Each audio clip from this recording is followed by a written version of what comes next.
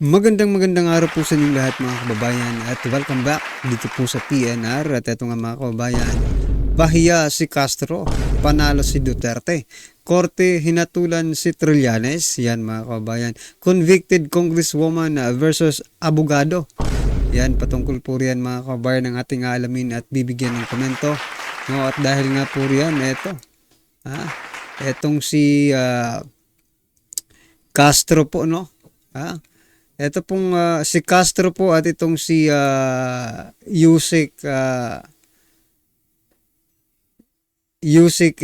Zulaika Lopez, mga kababayan, ay nagkainitan dito po sa Kamara, no?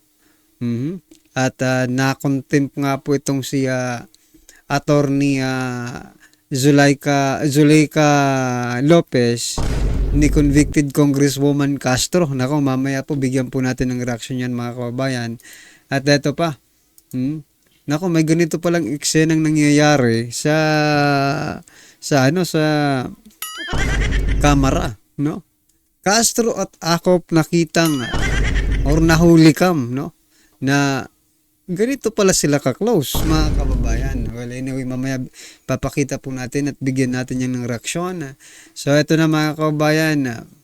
Sa post po ni Teo Moreno, no? Ito po ang kanyang sinabi. Walang silbi ang 4 to 6 years studying law. Kung i-cite in contempt lang kayo ng convicted criminal, non-achiever, and hindi marunong mag-construct ng sentence na congresswoman. Nako, grabe naman po itong patama. Dito pa lang, pahiyang-pahiya na po itong si Castro. Dito sa post ni Teo Moreno. Walang silbi di umano ang maging abogado ka. Dahil iko-contempt ka lang naman, no? Ipapakulong ka lang naman ng isang convicted criminal. Mukhang nabaliktad na yata ang mundo, mga kababayan. So ito, nabaliktad na siguro ang mundo ngayon dahil yung mga convicted criminals na dapat sila sana ang nasa loob ng rehas, no? Ay ba, sila itong nagpapakulong ng mga matitinong tao. Ipinasight in contempt ng House Committee on Good Governance and Public Accountability si Office of the Vice President Yusek Zulaika Lopez dahil sa undue interference yan sa proceedings. Yan mga kababayan. At sino po ang nag-cite in contempt? Walang iba po kung dito pong convicted congresswoman na si Castro. So yan mga kababayan, ito panoorin po natin ang kanilang kanilang naging palitan ng mga salita. Ito mga kababayan, convicted criminal yan Ano po ibig sabihin ng should not?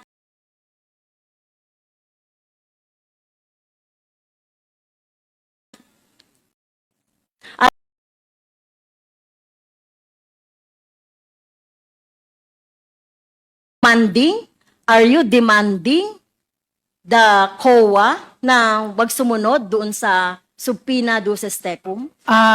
If Your Honor, Mr. Chair, Continue, attorneys. if you read the entirety of the letter, it is really a respectful request sa Commission on Audit. We are not demanding them or instructing them. It is really a respectful request if you read in the Well, entirety. Yes, oo. Pero pag should kasi parang demanding na yon, commanding na yun para sa akin, no? And Okay? yes, and Okay, may so- also Kung hindi ito demanding, commanding, parang siga-siga ba yung Office of the Vice President na utusan yung OVP, utusan COA. ang COA na hindi kami sundin ang Congress or House of Ah, Representatives? Your Honor, Mr. Chair, po siga So yan mga kababayan, siga-siga daw ang Office of the Vice President, no? Inuutusan daw yung COA. Sino po ba itong siga-siga dyan sa Kongreso, mga kababayan? Di ba kayo mga congressman? Ha? Bakit ko po nasabing kayo po ang siga-siga? Kasi, ha? Before pa ninyo paupuin dyan yung mga witnesses ninyo, no? Eh, kinakausap nyo na eh. Di ba? Meron na po tayong ganyang eksenang napatunayan na kinausap yung inyong mga resource person. Ha? Hindi ba yan ang mas siga-siga tingnan, mga kababayan? No? At saka itong si Franz Castro, ang kapal din ng mukha, no? Ha? Convicted po siya pero 'di ba? Nasa labas siya ng kulungan. Pero ito tapusin muna natin 'to, mga kababayan. Siga, ang OVP. It is really just a respectful request, Your Honor, for them to consider our position. Like all position papers filed, ito po yung we feel that these are the issues that we needed to raise. So, Okay. which we addressed to the Commission on Audit. So yan, mga kababayan, ito nga pong request, no, ng Office of the Vice President, no, na wag munang magbigay ng mga detalye diyan sa Kongreso, mga kababayan, sapagkat no, ay mayroon po itong mayroon pong kaso, no? Mayroon pong kaso ito na dapat ay doon ang proper na pagbibigay ng mga dokumento, no? At hindi po diyan sa na yan. Ongoing po kasi yan eh. Ongoing na kaso, no? Na iniimbestigahan. So, ano sa palagay niyo, mga kababayan? Sino po ba sa kanilang dalawa? No, ito na lang. Sa kanilang dalawa, sino po ba ang nakikita nyong pasiga-siga, mga kababayan?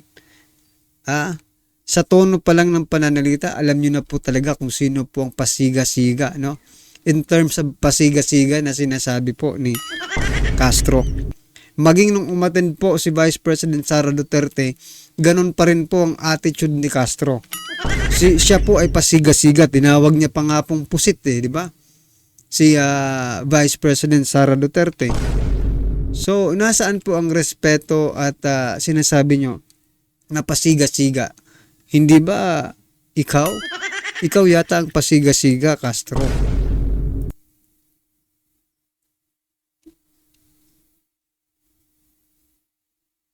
Okay. So kanina, Mr. Chair, no, binanggit na ating mga colleagues yung mga dahilan bakit mali ang paniniwala ng Office of the Vice President kung bakit we are holding a hearing in aid of legislation dahil sabi nila wala pa daw batas o wala pa daw panukalang batas. So kaya nga tayo nag-hear ng, 'di ba? Malinaw naman na 'yan. Pero dito sa letter na ito, Mr. Chair, may plano talaga ang Office of the Vice President na mag-interfere doon sa ating conduct ng ating proceedings. Dahil dito, Mr. Chair, I'm sorry, Attorney Lopez, no, dahil ikaw yung nakapirma dito, and according to our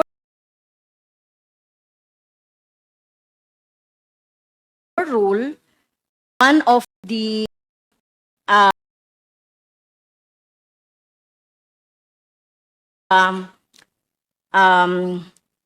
reasons on the is the undue interference in the conduct of proceedings.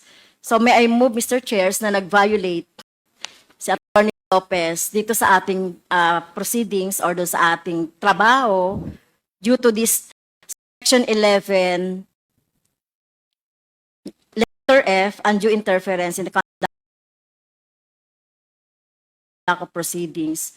May I move to cite Atty. Lopez in contempt, Mr. Chair. I move. Your Honor, Mr. Chair, before you make the ruling, Any second? if I may be allowed, Any motion? uh, Duly seconded? Is there any objection?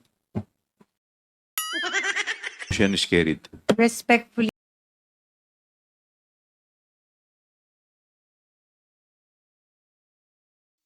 Ay, nako, yan. So, mga kababayan, yan po ang naging dahilan kung bakit contempt itong si Attorney Lopez, no? Yung music ni Vice President Sara Duterte. So, anyway, expected naman po yan, no?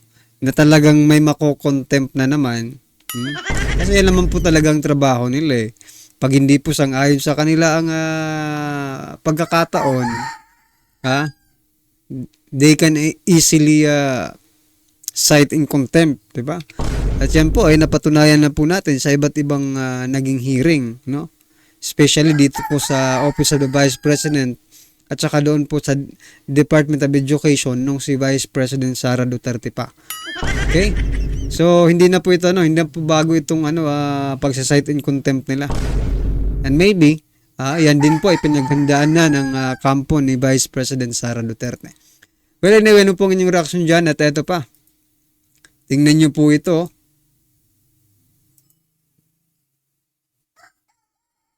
Teka lang mga kabayan. Kasi medyo sweet dito eh.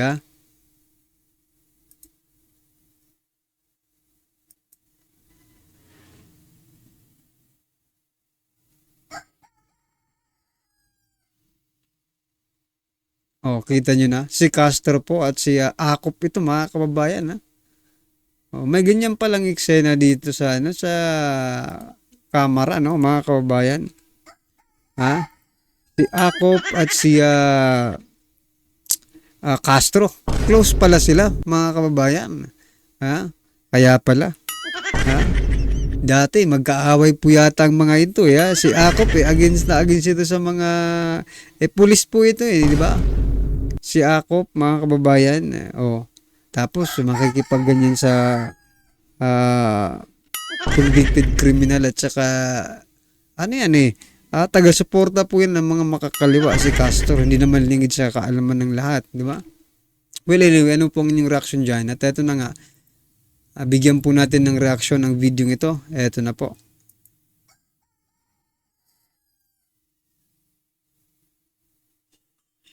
Tapos matapang na hinarap at tahasang sinagot ng dating Pangulong Rodrigo Duterte ang lahat ng mga katanungan ng mga buhayang kongresista at ang revelasyon ng dating senador na si Antonio Trillanes doon mismo sa ikinasang Quad Committee ng Kongreso at di umano'y naglabas pa ito ng mga peking dokumento na siyang ipinapakalat pa nito sa publiko at tila pinapanindigan pa raw na mayroon silang mga ebidensya laban sa pamilya ng dating presidente na si Rodrigo Duterte na di umano'y may mga drug money daw ang dating Pangulo mula mismo sa Bank of the Philippine Island or BPI.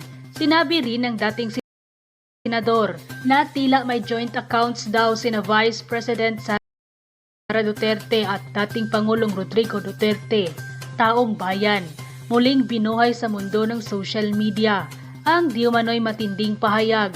Former news anchor turns politician ACT-CIS Representative Party List Congressman Erwin Tulfo na tila siyang magpapatunay at sumampal ng buong katotohanan sa di umano'y mga peking ebidensya na noong 2016 at ngayon tila pilit binubuhay at pinapakalat sa publiko para lang madiin at masiraan ng mga Duterte sa mata ng taong bayan. Gaano kaya ito katotoo mga ka-update ating alamin. Pero bago ang lahat mga ka-update, kung bago ka pa lamang sa aking channel ay mag-subscribe ka na at huwag kalimutang i-click ang notification bell para mas updated ka sa lahat pa ng bagong videos na i-upload namin. At ito na nga mga ka-update matapos ang naging pahayag ng dating Pangulong Rodrigo Duterte na hindi niya aatrasan at kakasuhan ng kasinungalingan ng dating senador na si Antonio Trillanes matapos itong maglabas ng mga di umano'y mga peking ebidensya sa publiko at nabunyag na mali-mali pala ang mga spelling ng pangalan na nakalagay sa mga bank account sa ipinakitang ikinasang Quad Committee ng Kamara na kinumpirma pa mismo ng Bank of the Philippine Island or BPI noong 2016 na di umano'y kasinungalingan at hindi totoo ang lahat ng mga paratang ng dating senador sa mga Duterte. Ito ang nakakagulat. muling nabuhay sa mundo ng social media. Ang di umano'y 2016 video ng dating media anchor at ngayoy member ng House of Representatives na si Congressman Erwin Tulfo at tahasang ipinaliwanag dito sa publiko ang lahat ng mga sinungalingan at mga peking dokumento na siyang sumampal ng lahat ng katotohanan sa dating senador na si Antonio Trillanes. Kaya nang lumabas